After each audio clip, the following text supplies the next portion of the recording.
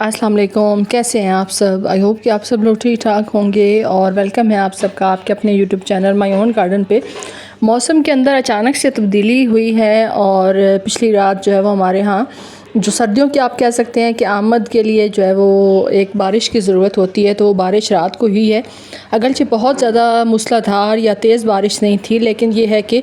मौसम जो है उसमें काफ़ी ज़्यादा तब्दीली हो गई है। और अगर अब आप ये एक मिसाल के तौर पे अगर आप पंखा लगाएं तो आपको सर्दी महसूस होती है। हल्का सा पंखा चल रहा है, लेकिन ये है कि अब वही टाइम आ गया है कि जो सर्दियों के आगाज़ का टाइम होता है। तो ज़ाहिर है जैसे जैसे सर्दियां आ रही हैं वैसे वैसे हमारी जो रोज़मर्रा की रूटीन है उसमें तब्दीली आएगी आगे चल के, और यही तब्दीली हमारे गार्डन में, हमारे प्लांट्स में, हमारे गार्डनिंग के काम में भी आएगी। क्योंकि काफ़ी सारे काम ऐसे होते हैं कि जब हम गर्मियों के मौसम में करते हैं, ज़ाहिर है उस वक्त हमारे गार्डन की जो काम की रूटीन है वो टोटली डिफरेंट होती है। और जैसे ही मौसम थोड़ा सा चेंज होता है, सर्दियों की तरफ जाता है, तो हमारी जो रूटीन है ख़ास तौर पे प्लांट्स के हवाले से वो उससे बिल्कुल ऑपोजिट और चेंज हो जाती है। गर्मियों के मौसम में 2 टाइम पे अगर आप पानी अच्छे से दें और डेली बेस पे एक अच्छा सा शावर अपने प्लांट्स को दें तो वो आपके प्लांट्स के लिए बहुत ज़्यादा फ़ायदेमंद होता है। लेकिन जैसे ही मौसम अब ठंडक की तरफ जाएगा तो सबसे पहले जो बेसिक एक काम आपने करना है वो आपने पानी के ऊपर कंट्रोल करना है। क्योंकि अगर आप गार्डन में वही रूटीन रखेंगे जो आपने गर्मियों में रखी थी और इस टाइम पे भी आप 2 टाइम पे इसमें पानी देंगे, तो अब क्योंकि गर्मी नहीं है, सूरज थोड़ा सा पिछले साइड पे हो गया है। पहले बिल्कुल हमारे गार्डन के सर के ऊपर जो है ना वो सूरज रहता था, तो ज़ाहिर है जितना उसकी हीट होती थी उतना जल्दी हमारे गमलों में से मिट्टी भी ड्राई होती थी और पानी की ज़रूरत भी ज़्यादा होती थी। अब उतना ज़्यादा जो है वो गर्मी भी नहीं है, तो ज़ाहिर है मिट्टी जो है वो बहुत जल्दी ड्राई नहीं होगी। बदलते मौसम में अक्सर जो बहन भाई हैं जिनको ये शिकायत होती है कि हमारे प्लांट्स एकदम से अच्छे चल रहे थे, जैसे थोड़ा सा मौसम चेंज हुआ तो फ़ौरन से वो ख़राब हो गए, तो उसकी जो मेन एक चीज़ होती है वो यही वजह होती है कि हमारे जो प्लांट्स होते हैं वो उसी रूटीन पे चल रहे होते हैं, हम उसको डेली बेस पे पानी दे रहे होते हैं, तो उसमें जो है वो काफ़ी ज़्यादा प्रॉब्लम आती है कि ओवर वाटरिंग हो जाती है हमसे। और ज़ाहिर है मिट्टी जो है वो जल्दी ड्राई नहीं होती, जड़ों के साथ ज़्यादा टाइम तक पानी रहने की वजह से जो हमारे प्लांट्स हैं वो उस हर वक्त की गीली और सौगी मिट्टी को बर्दाश्त नहीं करते और उनकी जड़ें जो है वो गलना स्टार्ट हो जाती हैं। और हमारा जो प्लांट जो अच्छा भला एकदम से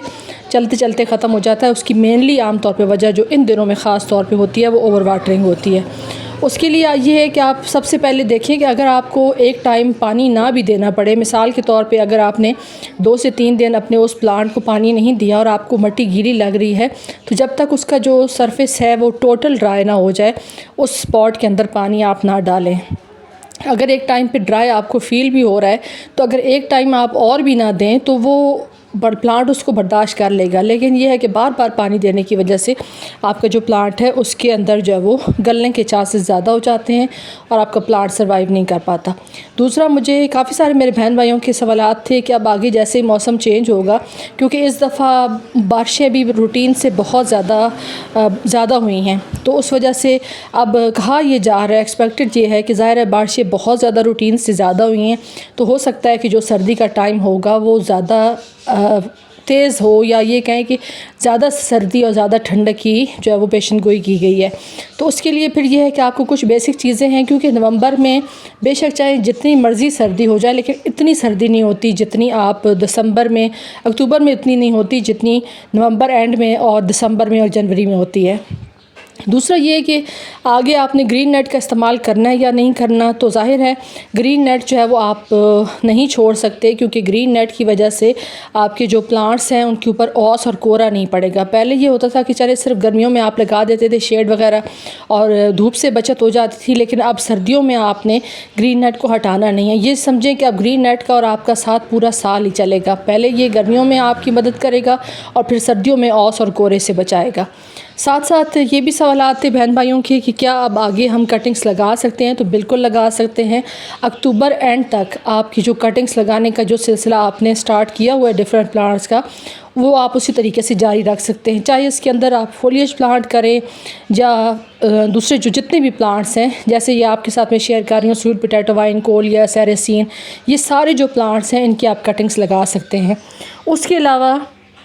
अब आगे इंशाल्लाह सकुलेंट्स का टाइम आने वाला है। जो आपके पास सकुलेंट्स की वैराइटीज़ हैं, क्लांचूज़ हैं या डिफरेंट वैराइटीज़ हैं, स्ट्रिंग्स की वैराइटीज़ होती हैं, तो ये सारे सकुलेंट्स में आते हैं। इन सब की कटिंग्स आप आराम से इस महीने में लगा सकते हैं। बेबी सन रोज़ की प्रोपगेशन आप कर सकते हैं, कटिंग्स लगा सकते हैं। सिर्फ ये है कि कटिंग लगाते वक्त ख्याल ये करें कि थोड़ा सैंड में लगाएं तो आपको ज़्यादा अच्छा रिज़ल्ट मिलेगा।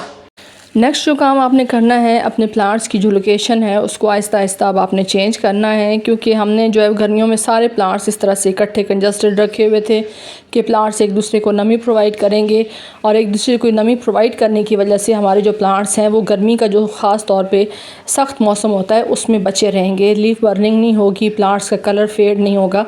तो वो अब हमने आहिस्ता आहिस्ता अपने उन प्लांट्स की लोकेशन जो है वो चेंज करनी है। यानी अगर आपके पास मिसाल के तौर पे कोलियस के 10 पौधे हैं तो आप उनमें से 5 पौधे जो है वो कोलियस के आप इस जगह पे रख सकते हैं कि जहाँ पे तकरीबन सारा दिन की धूप आए। उससे आपको एक फ़र्क ये पता चल जाएगा, क्योंकि जो फोलिएज प्लांट होते हैं ज़ाहिर है जब ये थोड़ा सा ठंडी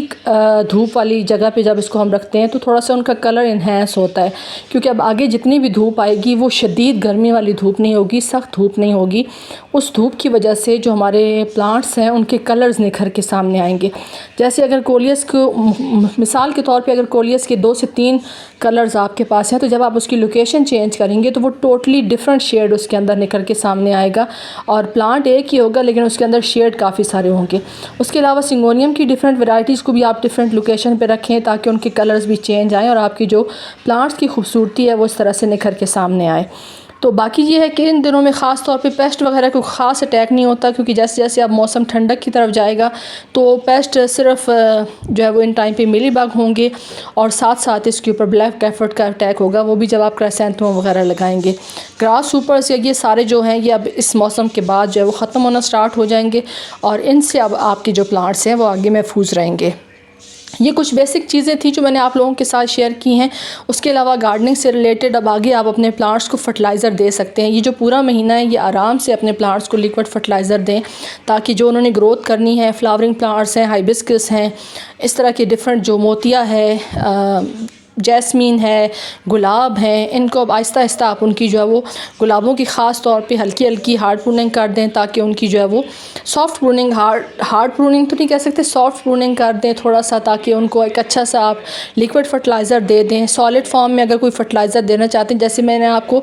पिछली वीडियोज़ में बताया था कि इन दिनों में किसी किस्म का गर्मी के मौसम में ख़ास तौर पर बहुत ज़्यादा एडवेंचर ना करें, बहुत ज़्यादा फर्टिलाइज़र ना दें, क्योंकि फ़र्टिलाइज़र अगर आप ओवरडोज़ दे देते हैं तो उसकी वजह से आप के जो प्लांट्स हैं उनके जो लीफ हैं ख़ास तौर पे वो बहुत ज़्यादा अफेक्ट होंगे, लीफ बर्निंग होगी, साथ साथ स्टेम्स भी गल सकती हैं ओवरडोज़ होने की वजह से, या मौसम में गर्मी की वजह से अगर एक मौसम में प्लांट वैसे ही स्ट्रेस में है, ऊपर से अगर आप उसको फर्टिलाइज़र भी दे देते हैं, फर्टिलाइज़र की जो गर्मी है ख़ास तौर पे उसको प्लांट जो है वो अच्छे तरीके से बर्दाश्त नहीं कर पाएगा। हो सकता है कि मौसम में उस मौसम में ख़ास तौर पे प्लांट को वो चीज़ पसंद ना आए। तो अब मौसम थोड़ा सा ठंडक की तरफ जा रहा है, तो ये मंथ आपके पास आइडियल है। इसमें आप अपने प्लांट्स को चाहे लिक्विड फॉर्म में देना चाहें या सॉलिड फॉर्म में फर्टिलाइज़र कोई सा भी दे सकते हैं।